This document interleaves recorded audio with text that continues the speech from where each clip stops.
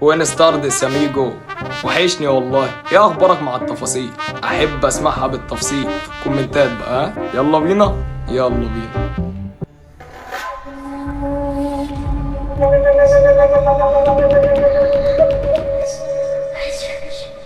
قبل ما تسمع قصة النهاردة في حاجتين مهمين لازم تعرفهم. أول حاجة إن القصة بتاعتنا فيها من الحقيقة اللي يخلينا ما نقولش الأسامي والأماكن الحقيقية عشان ما نسببش مشكلة لحد.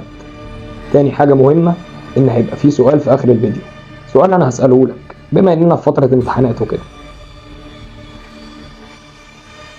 القصة بتاعتنا حصلت في بلد تعتبر بنسبة كبيرة أرياف. واحد صاحبي أصوله من هناك، هو عايش هنا حاليا لكن معظم أهله وأصحابه اللي اتربوا وسطهم من هناك. وبحكم إن صاحبي وأخويا يعني، ففي الأول كنت بنزل معاه في المناسبات أعمل الواجب وبس، لحد ما أصحابه اللي هناك ما بقوش مجرد معارف بالنسبة لي، بقوا أصحابي وأخواتي، وهم يجوا لنا ساعات وإحنا نروح لهم ساعات، لحد ما قعدنا فترة كبيرة لا بننزل لهم ولا هم بيجوا لنا. وطبيعي زينا زيك أنت وشلتك نقعد نرتب للنزولة وظبط وكلمني، وطبعا ما فيش حاجة بتحصل، لحد ما في مرة بدون أي ترتيبات يلا نسافر يلا نسافر. وعشان ما تتوهش مني، صاحبي اللي انا نزلت معاه اسمه عياد، ده اسمه الحقيقي عادي. واول واحد استقبلنا هناك هو راشد، طبعا ده مش اسمه الحقيقي بس نمشيها راشد. وبعد ما فطرنا وظبطنا حالنا، راشد تقمص دور القناه الاولى الاخباريه وبدا بقى ينقل لنا الاحداث الاخيره اللي حصلت في البلد. مش عارف مين اتعارك مع مين ومين سحب على مين ومين ومين ومين، لحد ما بص لصاحبي ووجه له الكلام وقال له شفت فلان الفلاني طلع عجله. ولاخواتنا العرب اللي مش عارفين يعني ايه عجله، لان انا في عرب كتير بتتابعني، عجله يعني مثلي، ولو مش عارف يعني ايه مش مثلي، انا ارجل من قاره اوروبا كلها وانت ارجل من قاره اوروبا كلها واي حد اوروبا. طيب اللي طلع عجله ده هنسميه ايه؟ هنسميه الالماني بما انه عجله وكده. صاحبي قال له انت بتهزر؟ قال له اه والله. قال له انت عرفت منين؟ إيه؟ قال له يا ابني انت لو طلعت في الشارع ووقفت اي عيل وخدت تليفونه هتلاقي عليه الفيديو. قال له فيديو ايه؟ هو متصور له فيديو كمان؟ قال لنا بقى اللي حصل. المعلم كان بيكلم واحد فيديو كول ودايسينها نجاسه على الاخر، واحنا عارفين الالماني التاني ما كانش باين وشه اصلا، كان بيكلمه مش مبين وشه. طب ليه مش مبين وشه؟ انه كان بيسجل له الفيديو. انا هنا نطيت في الكلام وقلت له والالماني بقى كان مين فيهم؟ قال لي لا لا لا كان طالع بدور الراجل. قلت له طب وايه اللي يخليه يعمل كده، من قله النسوان يعني؟ قال لي يا ابني ده والله كان خاربها، ما اعرفش ايه اللي حصل. قلت له سيبك انتوا عندكم 2 عجله ليه؟ احنا فين؟ كاليفورنيا؟ قال لي يا ابني انت ما تعرفش حاجه، ده في عيال هنا بتطلع اوردرات. المهم ما طولش عليك، قول طول. الحديث اخذ مجراه، فضلنا نتكلمه ونهزره وفتح موضوع تاني وتالت ورابع، لحد ما قلت له طب ايه اطفي التلفزيون بقى عايزين ننام. قال لي خلاص يا اسطى نام انتوا ولما تصحى اعرفك النشره الليليه. وما اعرفش عدى قد ايه وقت ولقيته جاي يصحيني. وطبعا رحله كل مره لازم يفرجنا على البلد حته حته، وهنا بيحصل ايه وهنا بيحصل ايه، ولا كانه مرشد سياحي. ولما جينا عند مكان معين كده قال لي انت ما كنتش مصدقني في اللي بقوله لك بيحصل صح؟ شايف المكان ده؟ لو دخلت جوه هتلاقي عيال ما كملتش الا 14 سنه وبيشربوا حاجات مش حلوه. قلت له طب وفين اهلهم دول؟ قال لي اهلهم مين يا عم؟ الحاجات دي بقت موضه عندنا هنا، العيل بيتولد ويختار شخصيته على حاجتين، اما النسوان يا اما الادمان. قلت له طب وانت اخترت ايه فيهم؟ قال لي يا عم انت شايفني اهو حتى السيجاره ما بشربهاش. قلت له ايوه يا دنجوان. واتجمعت الشباب وكملنا اليوم، وعلى اخر السهره روحت انا وصاحبي. بس من اول ما دخلت البيت وانا مخنوق خنقه مش طبيعيه. عارف افكار اخر الليل هي اللي كانت متصدره المشهد في دماغي، وحاسس ان انا متضايق بجد، زعلان من حاجه انا مش عارفها، كاني في موقف لسه حاصل معايا مضايقني ومنكد عليا عيشتي. ولما دخلنا البيت وقعدنا، صاحبي قال لي يا عم احنا ايه اللي خلانا نروح؟ انا مش جاي لي نوم. قلت له والله ولا انا. قال لي طب ايه هنقعد نبص في وش بعض يعني؟ ده مفيش شبكه حتى هنا. وهو فعلا البيت كان قبو، اقل بلاي ستيشن في منطقتك، لا شبكه ولا نت ولا اي حاجه. وقعدنا نتكلم ونجيب الذكريات واحده واحده ونضحك شويه ونزعل شويه، لحد ما الكلام كله خد طعم حزين. والكلام كله كان مقاسي، وكل المقاسي طلعت مقاسي. كل واحد فينا بدأ يتكلم عن اللي مضايقه واللي مزعله واللي حصل معاه. كل واحد فينا دخل جوه ابعد حته جواه وجاب اكتر حاجه مضايقاه، لحد ما الكلام كان باين على عينينا. قلت له بقول لك ايه تعالى ننام بدل ما احنا قلبنا غم كده. قال لي على رايك يلا بينا. بس انا برضو مش عارف انام، حاسس ان انا عايز افصل من العالم ده واطلع بره الكوكب خالص. وزي اي شاب تافه اخترت اقل وسيله واضعف حاجه ممكن اهرب بيها. انت جاي مخبط على كتفه كده وقال لي انت كمان لسه ما نمتش؟ قلت له مش جاي لي نوم. قال لي طب هنعمل ايه في الليله السوداء دي؟ قلت له فاكر المكان اللي راشد ودانا عنده؟ قال لي انه مكان؟ قلت له المكان اللي بيشربوا فيه حاجات وحشه. قال لي اه ماله؟ قلت له ما تيجي نروح. قال لي يا عم انت عبيط وحد الله ونام. قلت له يا عم تعالى نروح ونروق على نفسنا كده وهي تبقى مره في السفريه وخلاص. قال لي بقول لك ايه فكك من الموضوع ده. قلت له يا عم انا مخنوق بجد، تعالى نفرفش على نفسنا باي حاجه كده. قال لي برضه؟ قلت له تعالى بس تعالى. وفعلا رحنا المكان، واول لما وصلنا هناك لقيت لك واحد طالع لي من اللاشيء وبيقول لي محسوبك طياره، عايزين حاجه معينه يا رجاله؟ قلت له اه عايزين قرش كابتشينو. قال لي يا عم احلى قرش كابتشينو. بس انتوا منين يعني؟ انا اول مره اشوفكم. قلت له يا عم انا جاي السجل المدني، ما تدينا قرش الكابتشينو ومشينا. قال لي يا عم مش القصد، بس لو تبع حد نعرفه نعمل معاك الواجب. قلت له لا يا عم احنا مش من البلد. قال لي وجاي من بلد تاني عشان تقضي؟ قلت له انت فضولي قوي على فكره. قال لي برغم ان انت قفل، بس عشان دي اول مره تشرفونا هعمل معاك الصح. سيبك بقى من قرش الكابتشينو وقول لي انت عايز توصل فين. قلت له تعرف تودينا زحل؟ قال لي ومن غير باسبور كمان. قلت له شاب ولا ايه؟ انا ماليش في الحاجات دي. قال لي يا عم عيب عليك ما تصغرناش، قلت لك هعمل معاك الصح. وراح جاي مطلع لي قرش كابتشينو برضه. قلت له طب ما ده قرش كابتشينو برضه. قال لي يا عم ده مش اي كابتشينو، جرب بس وهتدعي لي. وخدت منه الكابتشينو وقلت له بما ان المعامله سبيشال كده في ديسكاونت؟ قال لي لا والله ماليش في الخمر. قلت له اه ده انت شكلك شارب قرش كابتشينو انت كمان. وخدنا الحاجه وقلت لصاحبي يلا بينا نروح. قال لي نروح ايه يا عم؟ انت عايزنا نشرب الحاجه دي في البيت؟ قلت له ما مفيش غيرنا في البيت. قال لي يا عم احنا بيت عيله مش هينفع. قلت له انا هدخل نسوان؟ قلت له انا مش هشرب شبه العيال دي في الشارع. قعد يقلبها في دماغه شويه وقال لي بص هو في بيت على الطوب الاحمر مفيش حد بيدخله خالص. ورحنا فعلا على البيت اللي قال لي عليه وما كانش بعيد. واحنا واقفين تحت البيت قال لي يا عم تفكر فيها ملهاش لازمه. قلت له يا عم خلاص بقى بعد ايه، هي مره وخلاص. وكان المفروض ان انا لو عايز اعمل حاجه زي دي حتى ما اضرش حد معايا، لكن انا ما كنتش عايز اعمل الحاجه دي لوحدي. مش عايز اشوف ان انا بس اللي ضعيف، انا عايز اشوف اللي حواليا برضه بيعملوا كده. الموضوع يبقى اعتيادي، وده مسكن هايل للضمير. وطلعنا البيت وعدينا دور والتاني وقعدنا في اخر دور. قلت له انت متاكد ان اصحاب البيت مش هيجوا؟ انا مش هتقفش القفشه دي.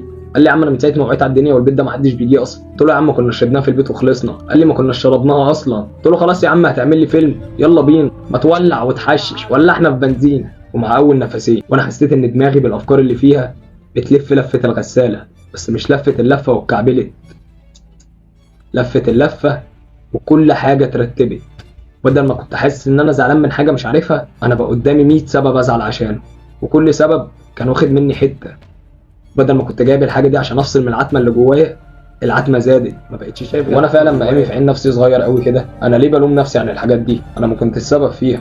الحاجات دي انا اتحطيت فيها غصب عني، ولا انا السبب؟ وانا اللي سبت كل حاجه، ولا كل حاجه هي اللي سابتني؟ وانا بعدت ولا قربت؟ هو انا في الطريق الصح اصلا؟ عدى قد ايه؟ عصرت دماغي، مش فاكر انا بدات امتى اصلا. تفتكر هعرف انا هنهي امتى؟ هو انا الصح واللي وسطهم هم اللي غلط، ولا هم اللي صح وانا اللي غلط، ولا انا اللي غلط عشان جيت وسطهم؟ طب هو انا لو روبوت مين اللي بيتحكم؟ هو ليه في قرن فلفل في التلاجة؟ هو ليه في تلاجة اصلا؟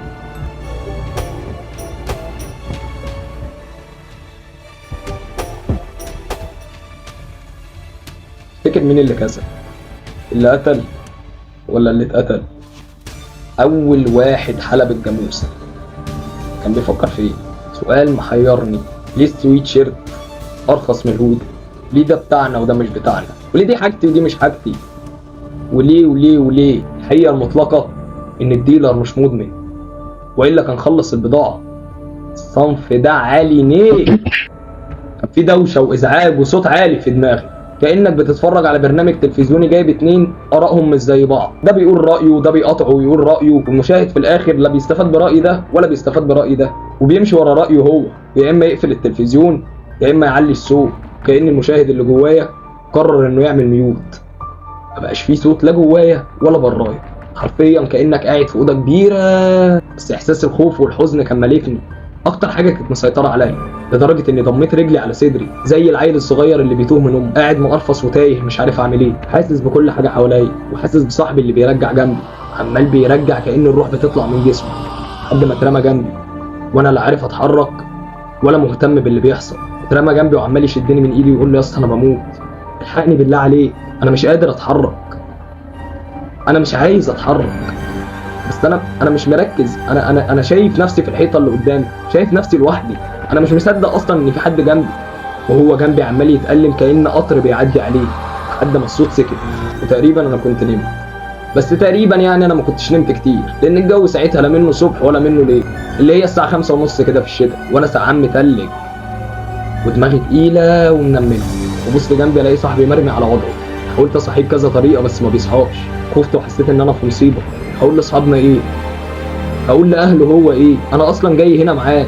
لحد ما سمعت صوت دوشه جاي من تحت، طلعت من شباك كده كان في البيت وبصيت لقيت لك مجموعه جايه وباين ان هم داخلين على البيت، انا متاكد ان هم طالعين لي. رحت لصاحبي وبحاول اصحيه برضه ما بيصحاش، صوت في دماغي عمال يقول لي سيبه لا مش هسيبه، انا وسخ وانا السبب، بس ده صاحبي مش هسيبه. لحد ما صوت خطواتهم بدا يقرب من الشقه اللي انا فيها، ودخلوا وبداوا يزعقوا: انتوا مين وايه اللي جابكوا هنا؟ وجهت كلامي اللي كان بيتكلم وقلت له: انت مين؟ قال لي: انت بتسالني انا اللي مين؟ انت اللي مين وبتعمل ايه في بيتي؟ قلت له: في ايه يا عم وانا ابقى حرام يعني وفي حاجه تتسرق؟ احنا كنا ماشيين هنا بالليل وسمعنا صوت حد بيستنجد بينا وطلعنا نشوف في ايه، وصاحبي اللي معايا ده ما اعرفش شاف ايه وحصل له كده. قال لي: بقول لك ايه، خد صاحبك وامشي بدل ما اعمل لكم محضر وما تجوش هنا تاني. قلت له: طب استنى نفوقه. قال لي: اتصرف وخده دلوقتي وامشي بدل ما اسجنك. شلته ونزلت بيه من البيت وخدت بعضي على اقرب مستشفى لقيتها. لما الدكتور جه وشافه قبل ما يكشف عليه قال لي: هو شرب حاجه؟ لا ما شربش. قال لي: متاكد؟ قلت له: ايوه، هو امبارح كان تمام ونام والنهارده جيت اصحيه ما رضاش يصحى. قال لي: هيبان. سابني وطلع. واول لما طلع رفعت التليفون على واحد صاحبنا من البلد قلت له: تجيب لي مستشفى يكون حد تبعك شغال فيها. قال لي: ماشي سهله، بس ليه؟ قلت له: اسمع مني بس وتعالى لي على مستشفى كذا كذا. وقلت له اسم المستشفى وقال لي: عارفها. وقبل ما يقفل قلت له: هات كام واحد من صحابي. وبعد شويه الدكتور جه وقال لي: انا لازم احلل له. قلت له: لا دكتور تسلم، انا هاخده وامشي. قال لي: هو ايه اللي تاخده وتمشي؟ قلت له: انا عارف هو عنده ايه، انا هاخده وامشي. قال لي: هو انت فاكر نفسك في فرن؟ انا مش هينفع اسيبك تمشي بيه كده وهعمل اثبات حاله. قلت له: يا دكتور انت لا شفتني ولا شفته، انا هاخده وامشي. قال لي: طيب نكلم الشرطه ونشوف الحوار ده. قلت له: بص يا دكتور من الاخر انا هاخده وامشي، يا اما قسما بالله هولع لك في المستشفى دي واللي يحصل يحصل. وانا ما اعرفش انا كنت بفكر في ايه ساعتها، بس ده لو اتحلل له احنا هنلبس مصيبه. وقبل ما الدكتور يرد كان اللي كلمته وصل، وبعد الزعيق والدوشه والحوارات لقيت الدكتور بيقول لي: عايز تاخده وتمشي خده وامشي، بس انت المسؤول لو حصل له حاجه. خدناه ورحنا بيه المستشفى اللي المفروض تبقى تبعنا. الدكتور اللي هناك قعد يكشف عليه، قعد فتره طويله يكشف عليه. قلت له: هو في ايه يا دكتور؟ قال لي: مفيش حاجه. قلت له: يعني ايه مفيش حاجه؟ مش فاهمك. قال لي: يعني مفيش حاجه، صاحبك كويس، صاحبك سامعنا وحاسس بينا وعادي يعني طبيعي. نايم يعني ولا ايه؟ في غيبوبه يعني؟ قال لي: هو كل حاجه فيه شغاله تمام، بس حتى انا حاولت افوقه قدامك كذا مره ما بيفوقش. قال لي: هي ممكن تبقى غيبوبه. قلت له: هو ايه اللي ممكن؟ هو انت دكتور حديث التخرج؟ قال لي: لا بس صاحبك المفروض دلوقتي يبقى طبيعي، كل الاجزاء في دماغه شغاله تمام. قال لي: بص سيبني شويه وخد صحابك شوف انت رايح فين وانا لو وصلت لحاجه هكلمك. قلت له: يا دكتور انا مش همشي من هنا، انا هقعد بره استناه. قال لي: بالمناسبه طيب قبل ما تمشي هو شرب ايه؟ قلت له: بص يا دكتور انا مش هكدب عليك، انا ما اعرفش هو شرب ايه، بس انت ممكن تحلل له، يعني انا وهو شاربين من نفس الحاجه. قال لي: ماشي اطلع استناني بره. قال لي: زي ما قلت لك صاحبك ما عندوش اي حاجه ولا في اي اعراض، ثانيا لما حللت له ما بانليش انه شارب حاجه، كده المفروض انت اللي تقول لي صاحبك ماله في ايه. قلت له: طب وانا اعمل ايه يا دكتور؟ قال لي: خده وامشي، هو مش باين لنا انه في اي حاجه، هنعالج فيه ايه؟ خده بقى وامشي وديه لاي شيخ وديه لاي حد.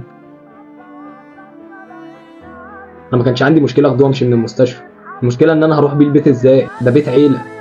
قلت له: طيب يا دكتور معلش خليه في المستشفى لحد بالليل. قال لي: اخرك معايا بالليل. قلت له: ماشي بالليل وانا هتصرف. فعلا اول لما الليل جه اتاكدت ان اللي في البيت ناموا واللي في الشارع كله ناموا، شلته ورحت بيه البيت وانا لا عارف هعمل ايه ولا هعالجه ازاي ولا عارف حتى هو عنده ايه. سبته في البيت ورحت نفس المكان، بس المره دي كنت لوحدي، كان متبقي معايا حته كابتشينو. رحت نفس المكان عشان اشرب نفس الكابتشينو واحس نفس الاحساس القذر، ورغم اني عارف ان الاحساس مش حلو وان الكابتشينو نفسه مش حلو وبيسهر، بس انا كان عاجبني المود وكان عاجبني الاحساس، كان عاجبني جلد الذات، كان عاجبني ان انا بفكر في الحاجات اللي ما اقدرش اتكلم فيها مع نفسي. انا ما بفكرش في الحاجات دي غير وانا بشرب كابتشينو في نفس المكان ده. كان عاجبني المرايه اللي شايف فيها نفسي، رجلي ما كانتش لسه خدت على المكان، مش عارف اروحه ازاي، وفضلت طول ما انا ماشي عمال اجمع المكان طشاش لحد ما وصلت وعديت دور والتاني وقعدت في اخر دور، خدت بق في نفس تاني. دايما في تبرير اخلاقي بيقولك ان انت حر طالما مش هتضر حد، بنج كويس ورخيص اذا كان بقى كابتشينو او غيره، تقعد في جزيره وتجيب اطفال تعلمهم الفيزياء، تبيد دوله، تركب عجل، تفتح معرض عجل، وكمان اي حاجه في الدنيا طبيعي تلاقي ليها معارضين، فطبيعي جدا بعد شويه تلاقي ليها محبين، انصار الضعاف. وانا كنت شايف ان في جوايا حته ضعيفه غصب عني بقف معايا فيها، ايا كان بقى الحته الضعيفه دي كويسه ولا وحشه، بس في الاول وفي الاخر دي ضعيفه. بس برضه في الاول ولا في الاخر انا بشر، اكيد ليا معتقدات وليا مخاوف، حتى لو كنت بعمل واجبي تجاهها بطريقه ميكانيكيه. انا كنت قاعد نفس القعده اللي كنت قاعدها المره اللي فاتت، قاعد وضامم رجلي على صدري وباصص في الارض، وانا باصص على الارض لامح عند الحيطه ديل شبه ديل السحليه بس كان مشقوق نصين، وفي مشهد سينمائي عيني وهي جايبه ديل السحليه من تحت وبطلع بعيني لفوق كان هو كمان بيلف، بشري مشوه واخد ندبه في وشه من هنا. كان عباره عن كيان اسود ملامحه مش واضحه لكن قادر تحددها. بشري شبهي وشبهك. من كلمة مشوه هي قليلة عليه. الندبة اللي كانت في وشه من كتر ما الدم كان مجلط فيها كان لونه اسود، ومع واحد شارب كابتشينو مش في وعيه هي كانت فركة عينه وكان المشهد خلص. كل حاجة رجعت لأصلها. معرفش دماغي جابت راحة منين إني أنام وأحلم. معرفش كان حلم ولا كابوس، بس كل اللي أعرفه إني لما صحيت طلعت بره البيت خالص ونزلت تاني تحت. وأول لما نزلت لقيت لك واحد جاي عليا. في الأول ما كنتش عارف أميز مين ده لحد ما افتكرت إني شفت المرة الأخيرة اللي كنت هنا. كان واحد من وسط المجموعة اللي طلعوا لنا البيت جاي بيقول لي تايه أنت ها؟ قلت له لا عادي أنا مروح. قال لي لا أنا قصدي تايه في دماغك. قلت له تايه في دماغي. قال لي ما أنا عارف، أنا جاي أساعدك على فكرة. قلت له بس أنا مش محتاج مساعدة. قال لي اسمع بس وفكك على الفطر، أنا جاي أساعدك. أنت آخر مرة نمت فيها كانت إمتى؟ قلت له أنا ما نمتش من آخر مرة كنت فيها هنا. قال لي طب وصاحبك؟ قلت له لا صاحبي من كتر ما نام وأنا بتمنى إنه يصحى. قال لي ما هي كده، لازم أنت تنام عشان هو يصحى. قلت له استنى أنا كنت نايم فوق. قال لي أنت طلعت فوق؟ قلت له أنت مش جاي تساعدني؟ أنا كنت فوق من شوية. هو البيت ده إيه حكايته بالظبط؟ قال لي مش كل الأسئلة لازم تعرف إجاباتها، اعرف اللي يخصك وبس. قلت له بس نمت من شوية فوق. قال لي وحلمت بإيه؟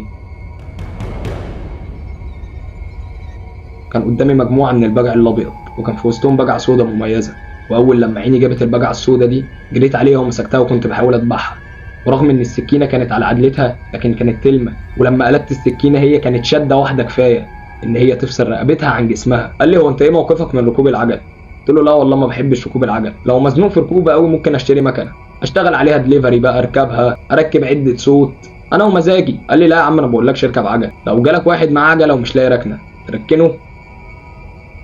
قلت له انا لو جالي واحد معاه مكنه وعايز يركن مش هركنه، ده انا بقى كده معرض. تخيل لو معاه عجله.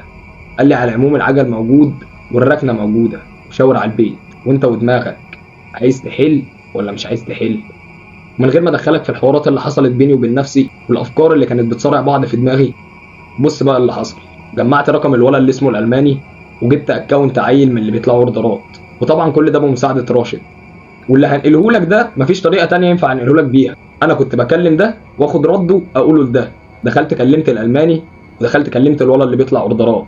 ده قلت له ان في واحد بيطلع اوردرات، طبعا قلت له ان انا طبعا قلت للالماني ان انا بطلع انت فهمت.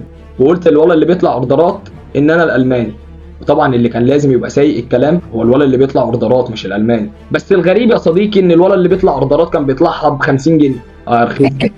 طبعا كمان الاتنين مالهمش مكنه، والمكنه كانت عندي انا، بعتهم على المكان. فضلت واقف مستني هناك لحد ما الاتنين وصلوا، ومعرفش التفاصيل اللي دارت بينهم لاني خدت بعضي ومشيت. وانا مروح قابلت نفس الراجل اللي قابلته عند البيت. قلت له هو كده ايه اللي المفروض يحصل؟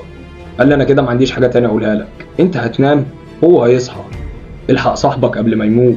قلت له انت مرضي بالقرف اللي بيحصل هناك؟ مفيش حاجه بتحصل هناك. قلت له يعني ايه والاتنين اللي هناك؟ قال لي اعتبرهم اضحيه. سابني ومشي. كلامه خلاني بدل ما انا كنت مروح ارجع تاني على البيت، بس المره دي معيش قرش كابتشينو. وعديت الدور الاول والتاني ودخلت في الاخير. بس من اول ما دخلت وانا الهمهمات والاصوات العاليه ماليه دماغي، اصوات كتير مزعجه في دماغي، مواقف وذكريات وحاجات انا اصلا مش فاهمها. حتى الكلام اللي في دماغي انا مش سامعه، انا مش فاهم ايه اللي بيحصل، والصوت عمال يعلى يعلى يعلى، والخيالات عماله تكتر والصوت عمال يعلى يعلى يعلى. مش قادر اسيطر على دماغي، حاسس ان انا خلاص مش عارف اسيطر على دماغي، وحاسس ان اعصابي بتلعب بيها فلاش ابيض ضرب في عيني من كتر الضوء اللي كان في عيني قلب لاسود. ما بقتش سامع حاجه ولا شايف حاجه، وبالتدريج ما بقتش حاسس بحاجه. وفقت على حد عمال يخبط على كتفي، بس انا ما كنتش واقف، انا كنت نايم على السرير. واول لما رفعت جسمي وبصيت له لقيته صاحبي بيقول لي انت كويس؟ قلت له انا كويس، المهم انت. عملت لايك. تنساش بقى اللايك والكومنتات و شاو ميجو.